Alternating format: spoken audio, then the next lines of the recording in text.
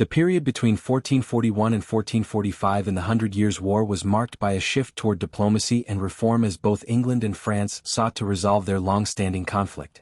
During these years, peace talks were initiated, and important reforms were enacted, especially on the French side to strengthen the kingdom.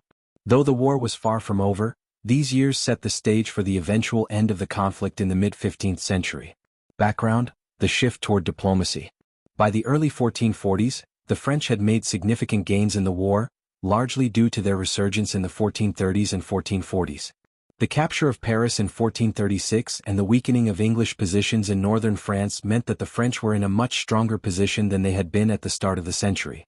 Charles VII's reforms had revitalized the French military and centralized power in the hands of the monarchy.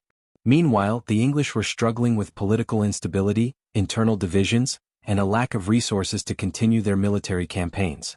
This shift in the balance of power led both sides to consider peace talks as a means of ending the conflict. Despite their military setbacks, the English still held significant territories in France, and there were factions within England that sought to end the war and focus on domestic issues, including the impending War of the Roses.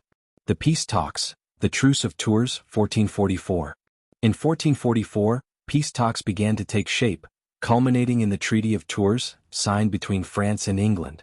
This was a temporary truce rather than a full peace treaty, but it represented the first significant step toward resolving the conflict. The treaty stipulated a 6-year truce between the two kingdoms and included provisions for the marriage of Margaret of Anjou, the daughter of the King of Naples, to Henry VI of England. The marriage was a diplomatic move to seal the peace and strengthen ties between the two nations. It was hoped that the union would provide a stable foundation for future negotiations and lay the groundwork for a long-term peace. French reforms, strengthening the kingdom. While the peace talks were taking place, Charles VII was also focused on strengthening the internal structure of France to ensure that the kingdom could defend itself in the future. The reforms he initiated during the French Resurgence were pivotal in securing French control over most of the country. 1. Military reforms. Charles continued to improve and professionalize the French military, especially the French artillery and infantry. The use of cannon and gunpowder in battle had proven effective in recent French victories, and these technologies were integrated more fully into the military structure. 2. Centralization of power. Charles VII also worked to centralize power in the French monarchy, reducing the influence of feudal lords and consolidating control over French territory.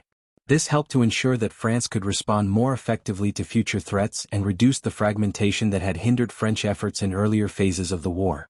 3. Financial reforms. Another key reform during this period was the financial overhaul of France.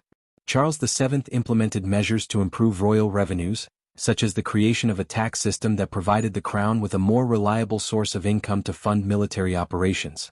Challenges to peace. While the Treaty of Tours was a significant diplomatic achievement, the peace it provided was fragile.